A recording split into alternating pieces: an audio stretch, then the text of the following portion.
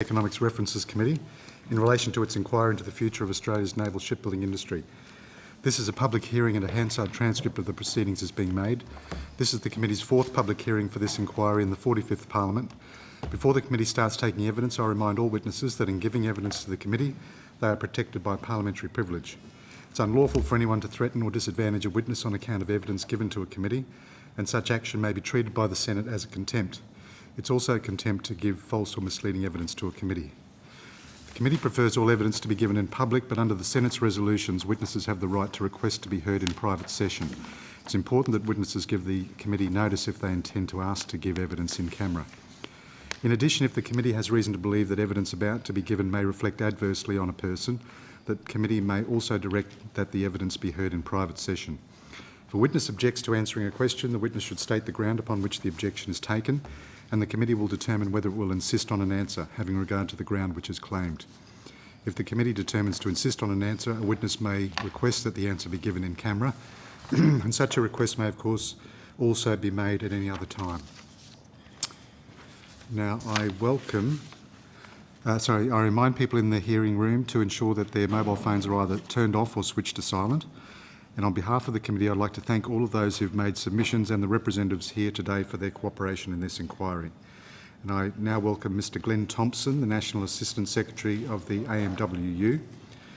Information on parliamentary privilege and the protection of witnesses and evidence has been provided to you. And for the Hansard record, could you please state your name and the capacity in which you appear today? Glenn Thompson, Assistant National Secretary, appearing on behalf of AMW members in shipbuilding and the Australian Manufacturing Workers Union. Thank you. I invite you to make a brief opening statement should you wish to do so, then we'll open it up for questions. Well, thank you, Mr Chairman, and thanks to the committee for the opportunity to give evidence to this committee today on this important issue. As the committee is well aware, there are hundreds of highly skilled workers in the Australian shipbuilding industry whose jobs are at risk at the moment.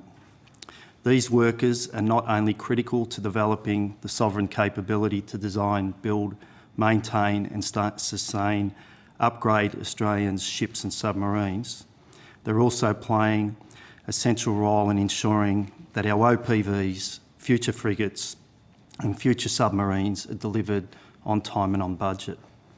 The AMW expects that the government will ensure that all 1,100 workers at ASC will be retained as they finish work on the third air warfare destroyer. We know that around 500 jobs, or 500 shipbuilding workers, will be out of work at ASC by or around the middle of next year. That the 500 skilled workers will be leaving the industry just about the time that the future frigate and submarine programs ramp up.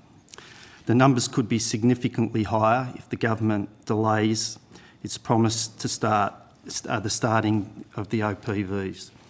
The government knows the cost, both in money spent training new workers and loss of productivity, of starting new naval shipbuilding projects from scratch. Our recent experience on the AWD shows the productivity improved by 30% between Ship 1, Ship 2 and a further 10% between Ship 2 and 3. Australian taxpayers will save hundreds of millions of dollars if productivity starts at its current level, rather than returning to those experiences while building the first of the air warfare destroyers.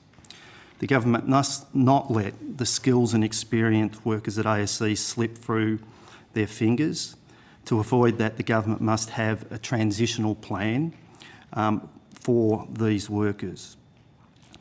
When they finish working on the third air warfare destroyer, ASC workers should be transitioned into new training, prototyping and other preparatory work, preparatory roles for the new round of projects. The money spent on those activities will be repaid many times over when workers begin on the future frigate and future submarine projects. The government should be working with the bidders of these projects to ensure that the workers have a smooth transition. The AMW believes that 200 of these workers could be transitioned to DCNS, or Naval Group, and the remaining workers could be transitioned to the successful tender of future frigates. This would give both projects a core workforce to begin developing their Australian workforce and significant time to train and develop those workers to be ready when steel cutting begins. The bidders of these projects know just how important skilled workforce is. We've already seen one of the frigate bidders indicate up to 1,000 graduates and apprentices will be working on the projects built in Australia. This sets the bar for the other bidders high. That must be met if they want to show that they are serious about developing a sovereign shipbuilding capability in Australia. The government must reward and support tenderers that show this level of commitment to developing the skills of the workers we need to complete these projects. It's pretty remarkable that we've got a foreign company bidding for this project, talking about Australian workforce, while the government's own documents make it clear that using these workers is optional. A sovereign capability to build, maintain and upgrade ships and submarines in Australia is not optional. Using workers on these projects from day one isn't either. Thank you, Senators. Thank you, Mr Thompson. I'll just ask a question, then I'll hand it over to Senator Gallagher. Just interested in how much consultation you've had with the Department of Defence on this issue of sovereign capability. Senator, we haven't engaged with the Department of Defence in relation to these issues. We have engaged extensively with the government and other politicians in this place. Okay, thank you. Senator Gallagher. So just on that, what has been the government's response to your representations? We've actually raised this in a recent meeting that we had, and we're hoping to have some further discussions next week, Senator, with government ministers about this particular point in respect to these jobs in South Australia and the importance of maintaining the skills and the capacity. Okay. So given the taxpayers' investment in this project and also the $500 million that will be allocated to build a shipyard for the successful bidder, what is the reaction of the government? The government is not, well, is it the department or the government that we've got an issue with here? Well, you don't speak to the department. Why is that? Well, we haven't engaged with the department over the issue of the jobs at ASC.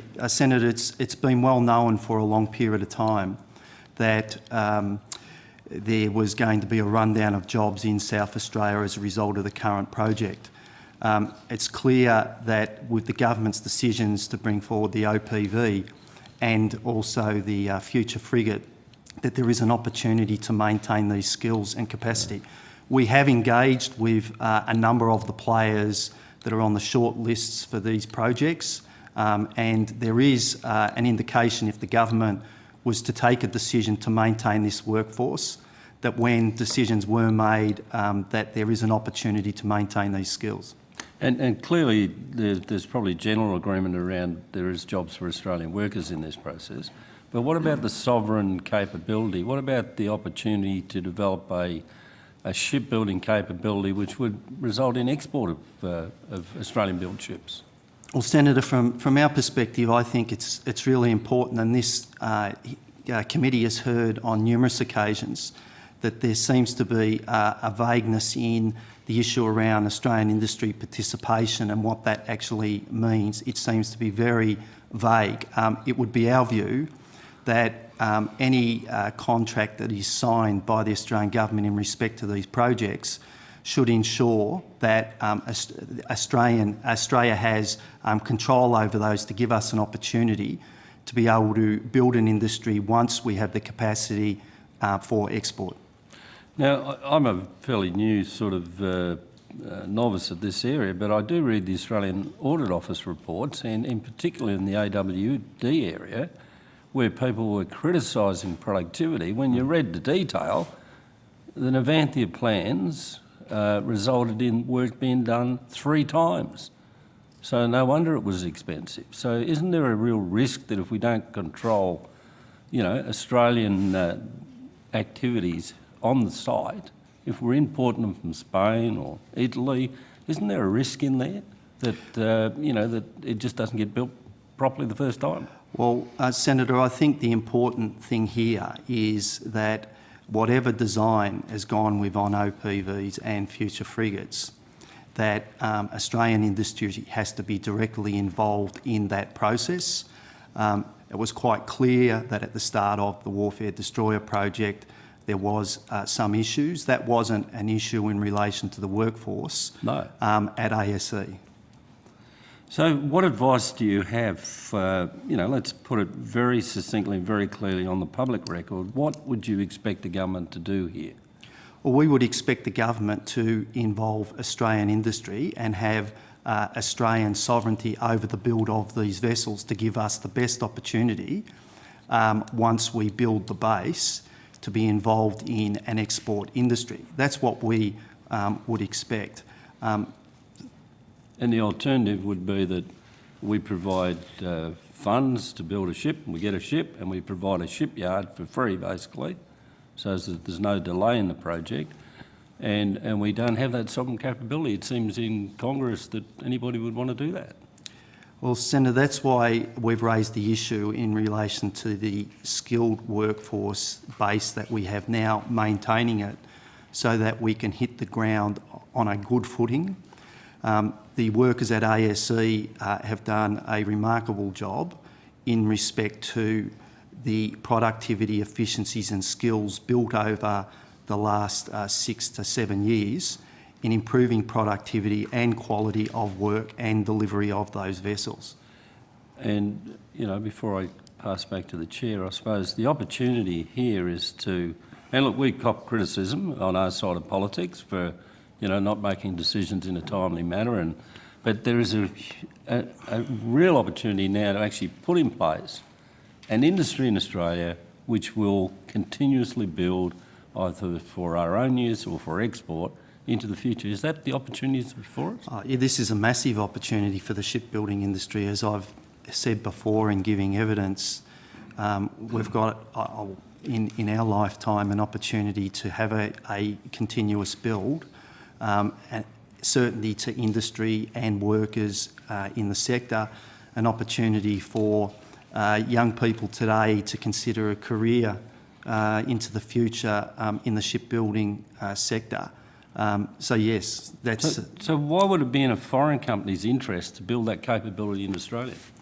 Well, what I would say, Senator, is that in the contractual arrangements that the government does in respect to the design, that we need to ensure that Australian industry is effectively involved in and managing the build of these vessels in partnership with the designer of these vessels. Thank you, Chair. Thank you. Senator Hume? Yes, thank you, Chair. Mr Thompson, you must have been extremely pleased to hear about the government's $89 billion investment in the Australian shipbuilding industry, considering there hadn't been any investment in the Australian shipbuilding industry for many years prior. That must have been quite a comfort to you and to your workers. Well, Senator, we are of course pleased that the government has made a decision to invest that amount of money into this industry. It is something that we have, as a union and as our members, have been campaigning for some time, and we were pleased, of course we were, with the government's decision. Excellent. And a number of witnesses that we've had appear in front of this committee have said that there will be more jobs than they know what to do with. There'll be more jobs than they can fill. Is that your understanding as well? Well, what we've heard the headline figures in relation to South Australia and multipliers in the supply chain. I suppose the issue here, Senator, is what the government does in relation to the contractual arrangements around Australian industry and Australian involvement in the project will really dictate how many jobs are created here in Australia. The 500 workers that you believe will be out of work by the middle of next year. My understanding was that Collins class was going to be built out for a very long period of time. So, Senator, there's two facilities in South Australia. One is south and one is north. One does submarine sustainment. One is working on the Warfare Destroyer project. At present, it's my understanding there's somewhere in the vicinity of 1,000 to 1,100 people working on the ships at present. Ship 1 has been delivered to the Navy. Ship 2 is likely to, and Mr Lemay will be able to give more detail on this, is likely to go to trials later this year. And when that moves on and Ship 3, the workforce will be decreased. I made the point that these 500 jobs have been known for some time.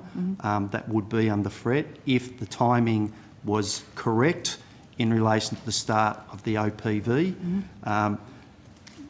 We would have maintained around 500 to 600, but we're concerned, and what we're saying is that it needs to be an approach by the government to maintain those skills and capacity, and a transition opportunity in respect to the future projects.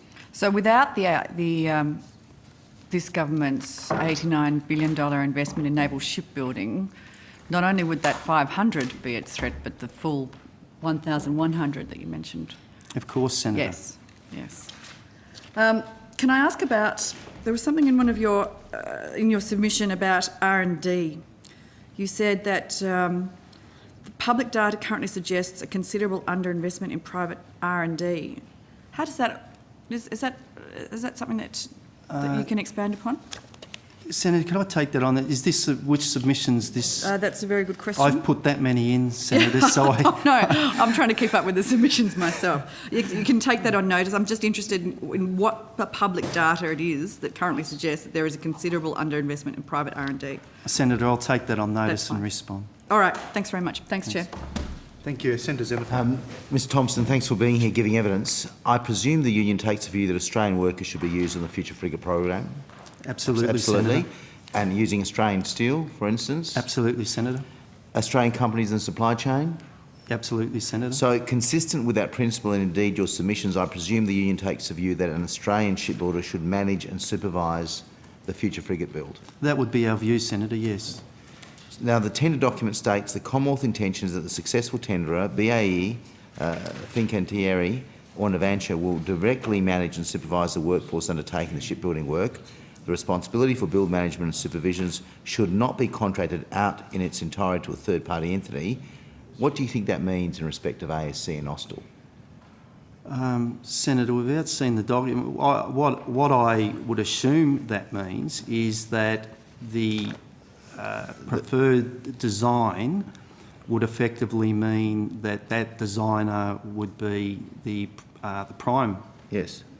You can. At this stage, Chair, I have a number of copies of the document, the project view and statement of requirements. I wonder if that could be. Table those. If I have, and I've got a few spare copies for the committee and for witnesses. So if that could be tabled, put a spare. So if I were to put to you that means, as I read it, a plain reading of that would be that the prime is going to be one of these three foreign companies. Would that concern you that there isn't an Australian company that is the prime contractor? Well, it would be our preference, Senator, that the builder is an Australian company. Yes. So the other issue is that that there was a statement made by Mr Brent Clark at this inquiry, and he and Senator Carr asked him a question. Is it your intention and sorry, you know who Mr Brent Clark is? Yes, I do, Senator. Yeah.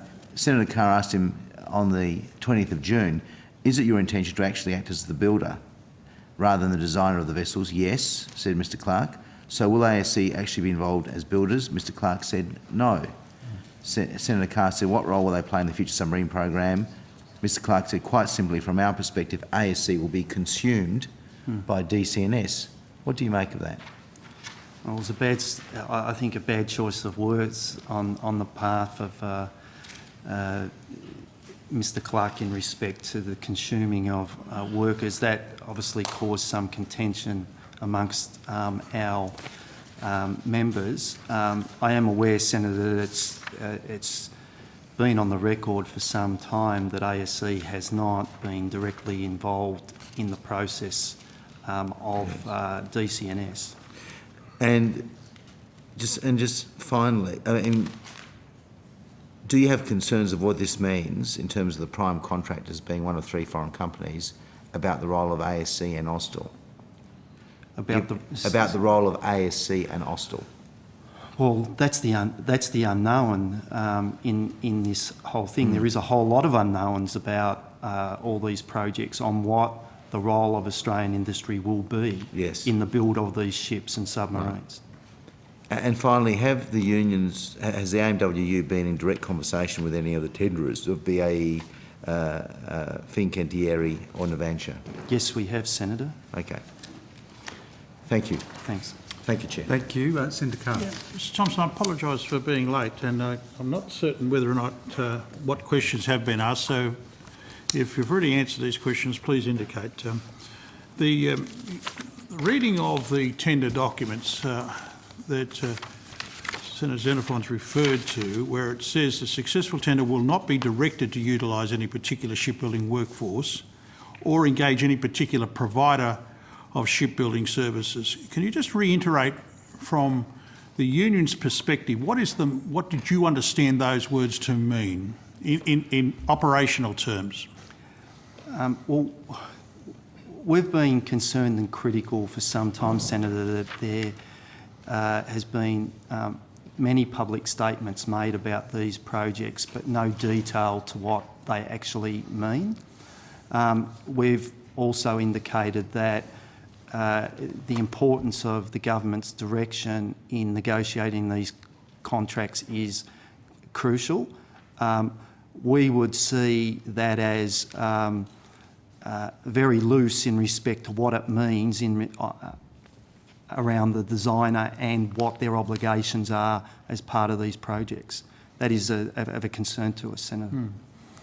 But the government's also said that there's no need for people to be concerned because the workers concerned directly with ASC have skills which are very valuable to the industry. And are you reassured by those statements? Well, Senator, in my opening statement, I made the point that there's 500 very highly skilled workers jobs at risk as we speak now, that we need to maintain that capacity in the lead up to both OPVs, future frigates and submarines, and that the government needs to ensure that those skills are maintained by way of a transitional arrangement with the decisions or the pending decisions on who the builder of OPV and future frigate is. Sorry, through you, Chair, can I just ask exactly what you mean by at risk? Has ASC specifically said it will be laying off 500 workers next year? We've had discussions. It's been a while since we've spoken to ASC, but we obviously talk to our members who are regularly briefed by the company. There is some jobs that are being laid off now, and as the Ship 2 gets further advanced and Ship 3 moves through, some time back we were advised that if the OPV project was to start early in 2018, that would sustain 500 to 600 jobs. And that was the point I was making, Senator, that if that decision is pushed out, then that could have a further impact on what the projected jobs were going to be if the OPV was brought forward to start early in 2018. We got some concerns because that decision hasn't been made in relation to that vessel. So let's get clear about timelines, because I think this is the government makes a big point about timelines. Yeah. In terms of the OPVs, no decision's been made about the actual cutting of the steel in regard to the OPV build. Senator, no decision has been made in relation to which design the Commonwealth is going to go with. So we start with that proposition, not even a design, let alone cutting of steel. That's correct, Senator. There's 3 designers on the table and no decision has been made on which vessel the Australian government is going to go with. So we're talking, in your assessment, if we can get a build starting in 2018, that's a prototype build, is it? I don't think that is the case in relation to OPVs, but I'm sure. Well, let's come back to that in a minute. Yeah. If you're saying that's the frigates, the prototype. So if we can't get a build until the end of 2018, how many jobs will be sustained? Well, ASE can confirm this more, but we believe that if there isn't a build started by the end of 2018, there has been a figure put to me that 1,100 jobs could end up being 150 jobs. That's all. That's what I understand. Now, let's deal with the frigates then. When do you anticipate the frigates will actually be built? The government's announcement was that steel would be cut in 2020. So how do you sustain the workforce through to 2020? Well, Senator, we have had some broad discussions with a number of players, and they've indicated that there would be a willingness to basically pick up workers coming off AWD for the purposes of skills training and prototype work, so that they can be kept in the industry with a view to maintaining that base when the frigates projects start. So you've spoken to, what, the three? I've spoken to two. I'm hoping to speak to the third shortly. And so that's what, an industrial arrangement. It's not a contractual arrangement. No, we've had some discussions, and there would be a willingness if government was to make a decision to maintain those skills from, I believe, at least two of those designers to address that issue, Senator. Do you know how many? Upwards of 200 to 300. Mm-hmm. And that would leave how many short? A couple of hundred, but as I indicated in my opening statement, I believe that Naval Group DCNS would be in a position to take 200, Senator. Where would they be employed? They would be employed with the actual DCNS. Whereabouts? Australia. In Australia. So it is possible to sustain the workforce if there's the right policy framework. Absolutely, Senator. There's no question about that. Has the right policy framework been put in place at this point? No, Senator. And it's really, what you're saying to me is it's been down to the union and the companies directly to organise that, rather than the government. Yes, that is discussions that we have had, yes, Senator.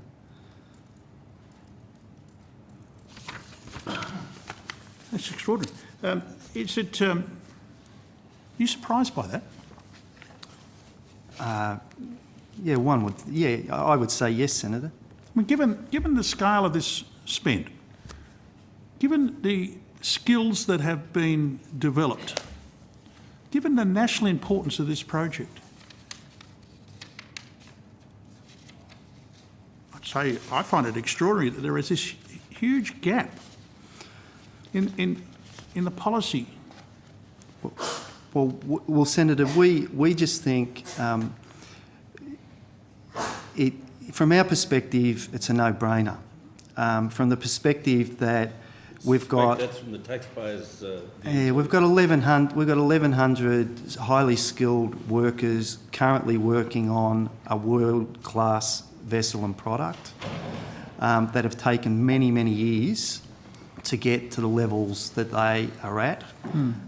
That facility is running up at world's best practice as a shipbuilder, and there would have been many, many hundreds of millions of dollars spent on that workforce to get them to that point. And from our perspective, we think that maintaining that existing workforce in the right policy framework would pay dividends, one, to the future projects, and two, in value for the government and taxpayers. government says it's committed to a continuous naval build industry in Australia and the maximising of Australian industry capability. That's also in the tender documents. I presume you've had a chance to look at that, have you?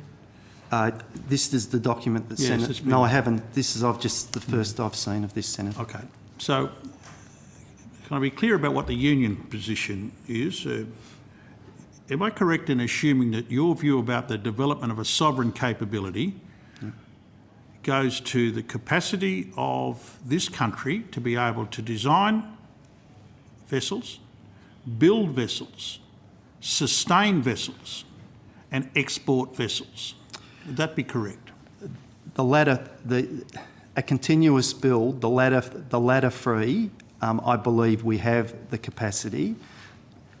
Building a sovereign capability on the first around design, this continuous build puts Australia in a position long term to be able to deal with the first of the matters that you raised, Senator, around building our engineering and the design capability in respect to industry broadly. So what's it take, though, to get a design capability in this country? A long-term program that's got certainty behind it.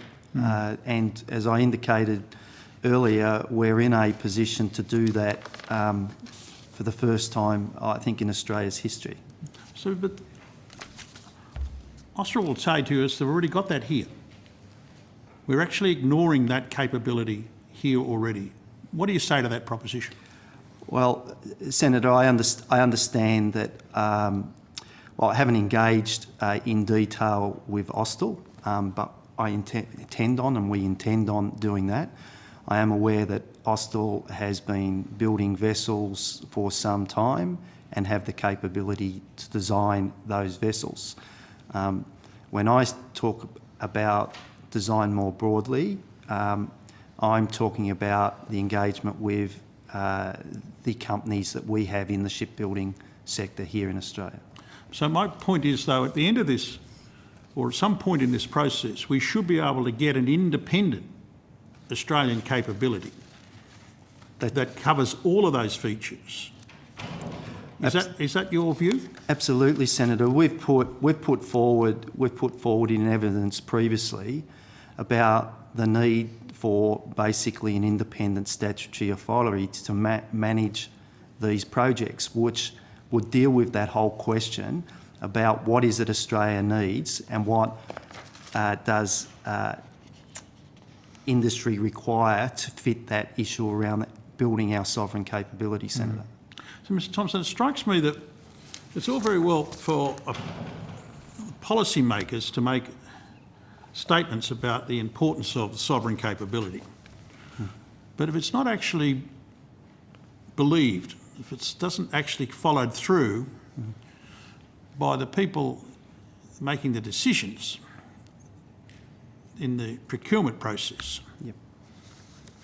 people writing these types of documents, then it's a meaningless exercise. What do you say to that proposition? Well, Senator, we have a view that that once, in this instance, a decision has been made for a continuous build, and we all know what it looks like, that there needs to be some independent expert advisors in relation to what is needed from these opportunities. I'm concerned personally, and for our members, the detail in relation to what the role of industry is. There's headline comments about maximising Australian industry participation and involvement, but no detail, and we're concerned that that is going to get lost in the detail of the contract negotiated through these projects. And surely that starts with these tender documents. That's correct, Senator.